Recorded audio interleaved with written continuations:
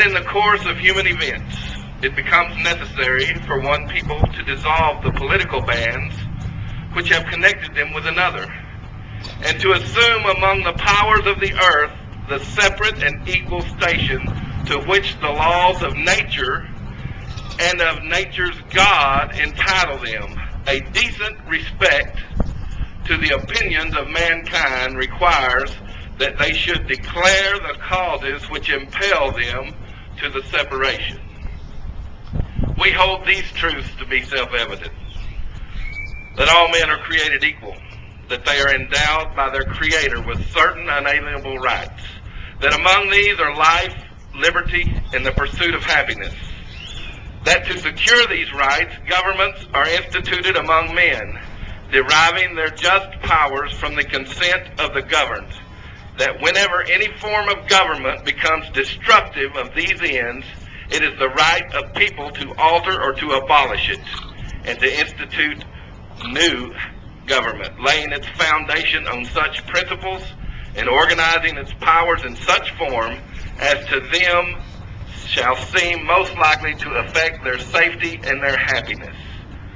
Prudence, indeed, will dictate that governments long established should not be charged for light and transient causes, and accordingly all experience has shown that mankind are more disposed to suffer while evils are sufferable than to right themselves by abolishing the forms to which they are accustomed. But when a long train of abuses, usurpations, pursuing invariably the same object, evinces a design to reduce them under absolute despotism, it is their right, it is their duty to throw off such a government and to provide new guards for their future security. Such has been the patient sufferance of these colonies, and such is now the necessity which constrains them to alter their former systems of government. The history of the present King of Britain is a history of repeated injuries and usurpations, all having in direct object the establishment of an absolute tyranny over these states. To prove this, let these facts be submitted to the candid world. He has refused to assent to laws the most wholesome and necessary for the public good. He has forbidden his governors to pass laws of immediate and pressing importance, unless suspended in their operation till his assent be obtained, and when so suspended, he has utterly neglected to attend them. He has refused to pass other laws for the accommodation of large districts of people, unless those people would relinquish the right of representation in the legislature, a right inestimable to them and formidable to tyrants only. He has called together legislative bodies at places unusually uncomfortable and distant from the depository of their public records for the sole purpose of fatiguing them into compliance with his records. He has dissolved representative houses repeatedly for opposing with manly firmness his invasion on the rights of the people.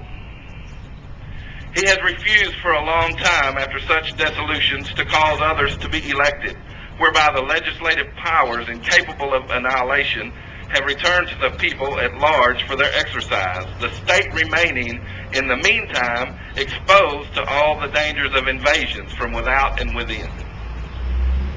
He has endeavored to prevent the population of these states, for that purpose, obstructing the laws for naturalizations of foreigners, refusing to pass others to encourage their migration hither, and raising the conditions of new appropriations of lands.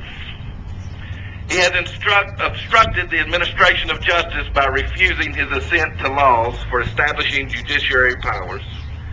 He has made judges dependent on his will alone for the tenure of their offices and the amount and payment of their salaries.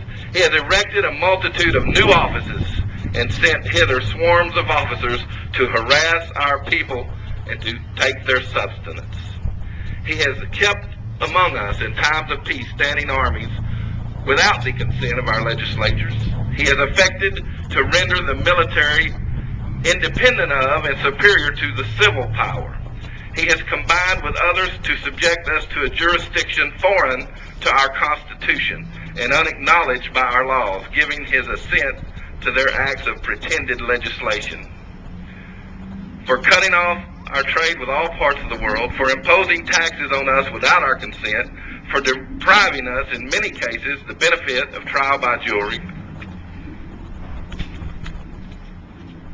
for transporting us beyond seas to be tried for pretended offenses, for abolishing the free system of English laws in a neighboring providence, for taking away our charters, abolishing our most valuable laws, and altering fundamentally the forms of our government, for suspending our own legislatures and declaring themselves invested with the power to legislate for us.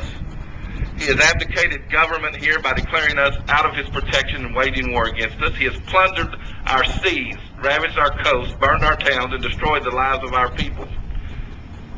He has constrained our fellow citizens taken captive on the high seas to bear arms against their country, to become the executioners of friends and brethren, or to fall themselves by hand.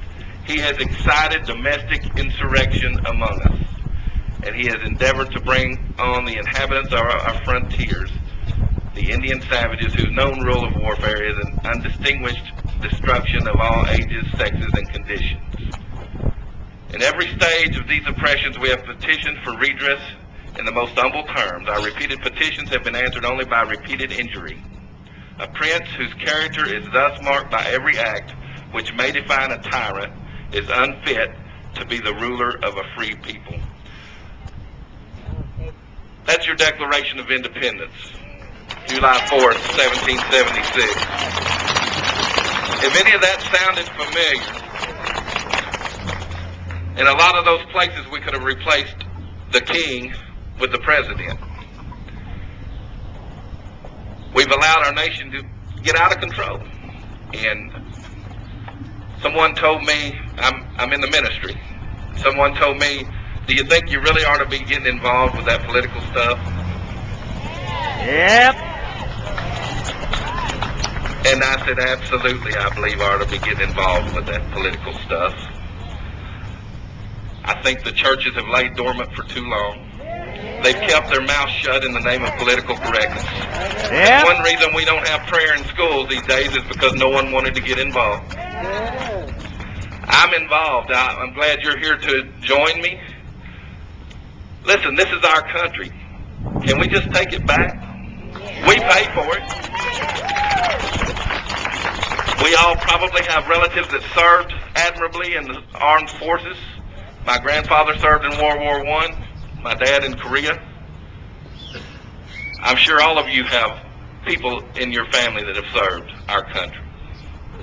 They paid for this country, not the Democrats, not the liberals, not even the Republicans. It's the blood of those men that fought overseas that bought this country.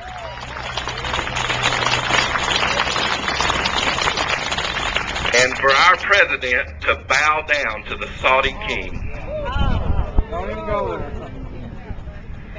who, by the way, almost every conspirator on 9/11 was from which country? Saudi Arabia.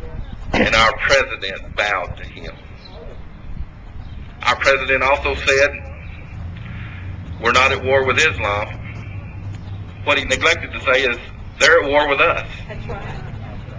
And failure to recognize their intent is going to be detrimental to our nation.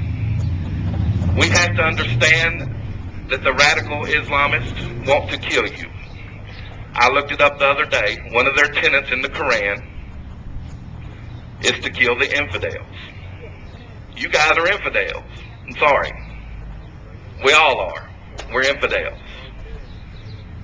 Either convert them or kill them. Now, I've been a Christian for not that long, but I do know this.